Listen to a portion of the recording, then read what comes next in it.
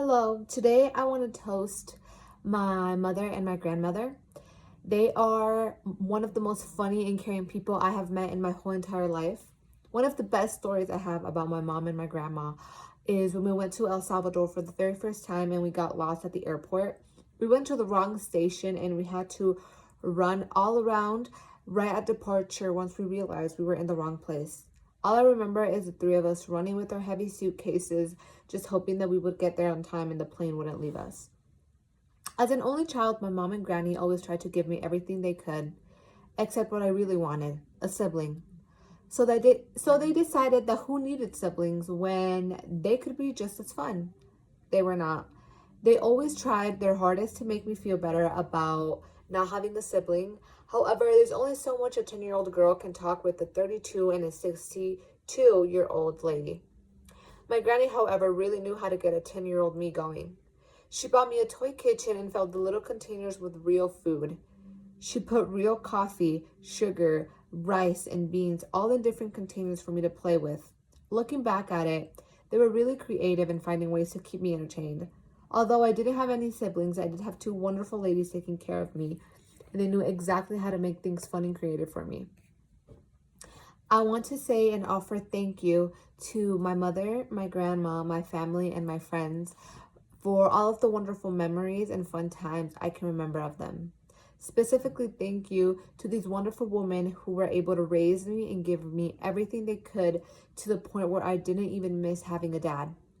I want to say thank you for the best you guys did with the little you had in raising me, for always trying to make me happy and always being there for me.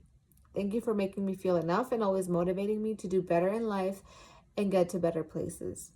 I wish you guys a long, peaceful life with health and prosperity. I wish you never doubt in how loved you are because you are not hard to love, especially not by me.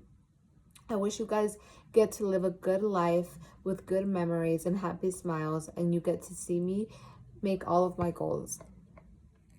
For my reflection, one of the most difficult parts of my class was definitely getting out of my comfort zone during presentations in front of people and appearing confident. Just talking loud, looking confident, and doing so in a larger crowd than usual. The best part of this class would be able to learn all of the different ways to make me have a good presentation and just being more confident in myself, how to exclude positive energy and confidence when speaking and when giving a presentation to gain an audience interest and have their attention, to not be nervous, to not be jittery, and to not move around so much. The three biggest public speaking things that I will take with me are for the future is to keep control of my body movements and how I present myself to the public, as depending on how I'm moving can let the audience know if I'm nervous or confident. To always be prepared ahead of time and practice. By practicing, I can have a better chance of giving a